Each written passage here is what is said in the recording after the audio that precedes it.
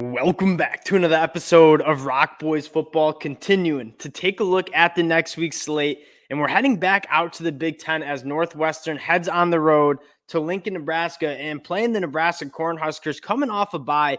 Starting with Northwestern, kind of a difficult team to figure out. I mean, heading into the season with Pat Fitzgerald in that situation, not a lot of optimism to be had about this Northwestern team, but at times they've played some really good football, right?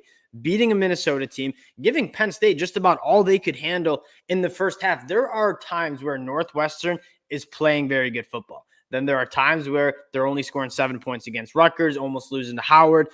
It's an inconsistent team, but at times can play some really good football.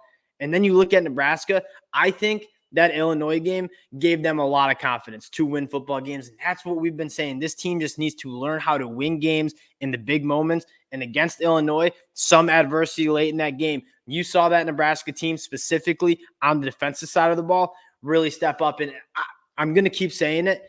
If this Nebraska team can get some confidence, I do think it's a very dangerous team in the Big Ten West. This is a game where they can get some of that confidence and build off that Illinois win.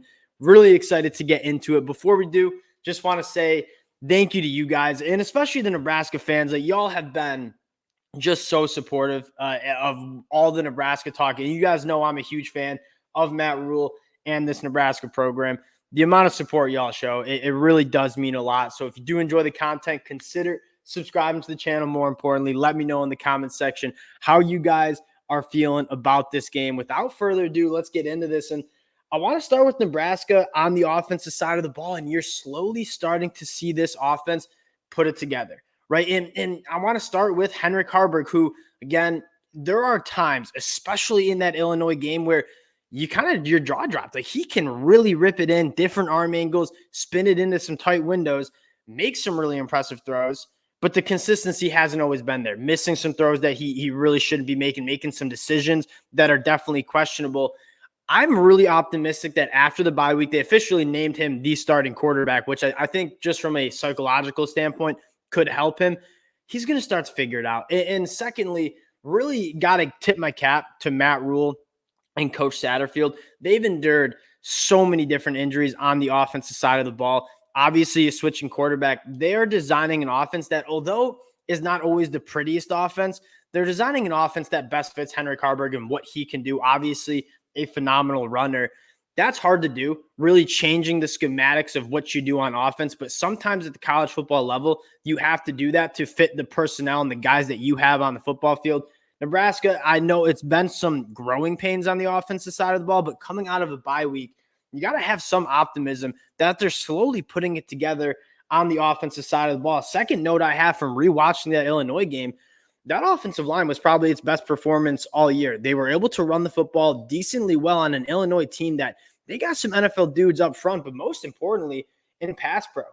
They only had 3 hurries given up, 2 sacks, I believe, on Henrik Harburg. That was by far the best performance we've seen from this Nebraska offensive line, especially in pass protection. Turner Cochran probably looking like the best we've seen him.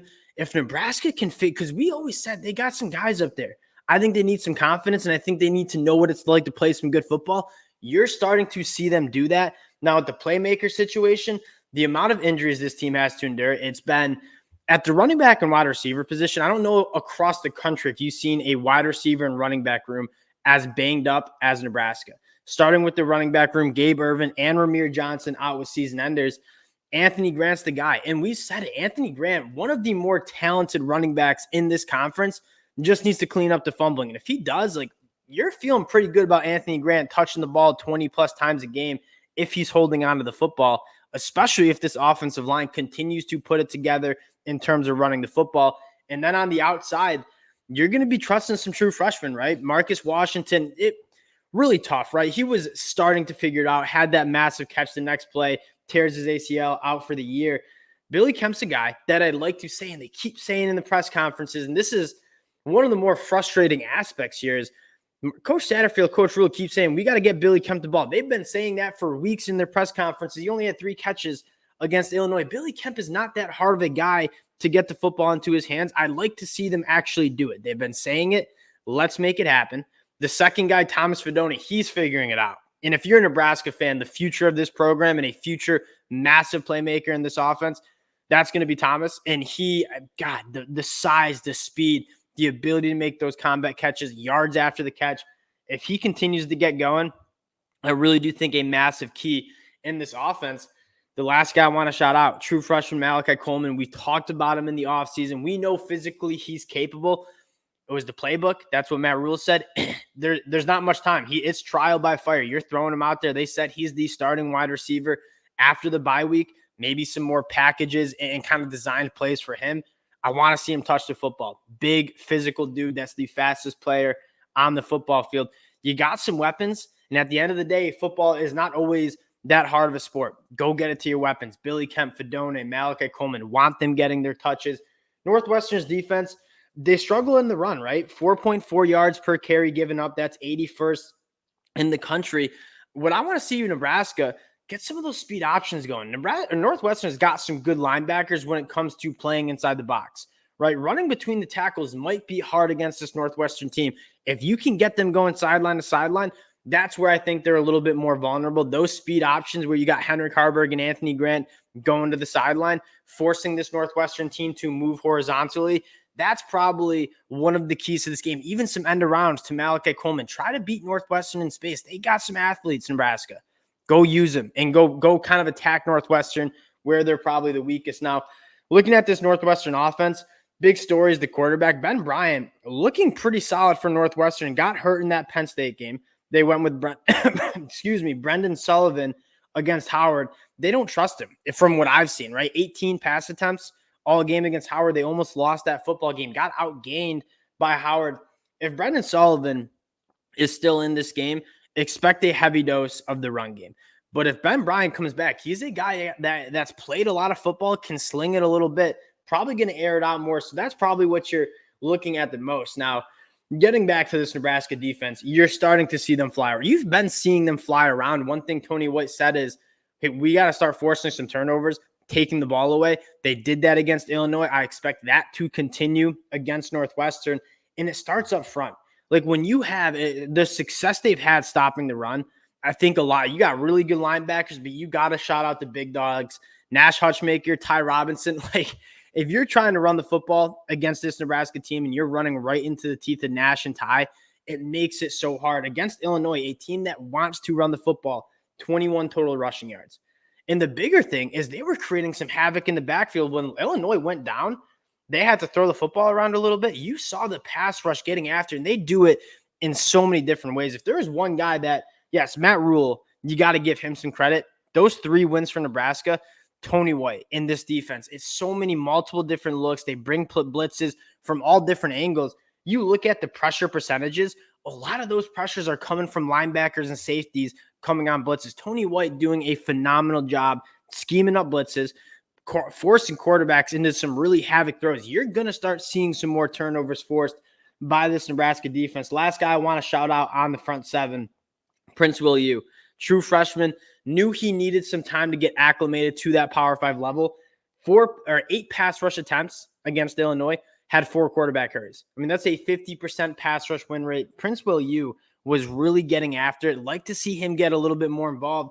And in the back end, like sometimes I'm just wrong on things. A lot of times I'm wrong on things. I was wrong about Isaac Gifford. I had question marks about him having the athleticism to play in the back end. I've seen at times under the old regime, Isaac Gifford get a little bit exposed in man coverage in that slot. Isaac Gifford now doing this kind of nickel role, been all over the place. He's been so good for this Nebraska defense that you saw him against Illinois. Dude's playing with his hair on fire and run support. Really good in the back end, 6 pass breakups on the year.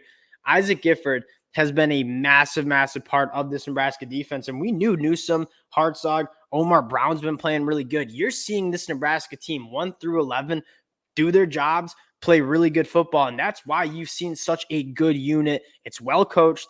The players are playing well disciplined, and they had to lean on them. Nebraska was turning the ball over in the second half against Illinois, and Nebraska's defense kept coming out, hair on fire, and just kind of having the offense's back. And Matt Rhule said in the press conference, every single time they were called upon to go out on the field, they've took the field with some enthusiasm.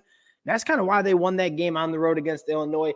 Getting to the pick here, Nebraska 13.5-point favorites at home I'm going to lean Nebraska, especially if you don't have Ben Bryant playing for Northwestern. I think this Nebraska team out of the bye week, again, you're having a new offensive coordinator, new defensive coordinator, new quarterback, new head coach. You expected some growing pains. Out of the bye week, getting guys back healthy, getting a little bit more comfortable in the schemes that they're running. At home, I really do like Nebraska in the spot. Now, 13.5 points, if you're from a gambling perspective, I get why that would scare you, because this Nebraska offense, we haven't seen them fully put it together yet. But I'll go ahead and take the points from Nebraska, because you ask me what team I trust more, especially with Nebraska coming off the bye, it's certainly the Huskers. They're at home in Lincoln, chance to have a winning record on the season and really make a run in this Big Ten West. Give me Nebraska. Again, appreciate you guys rocking with the fellas. If you do enjoy the content, consider subscribing to the channel, and we'll talk to y'all later.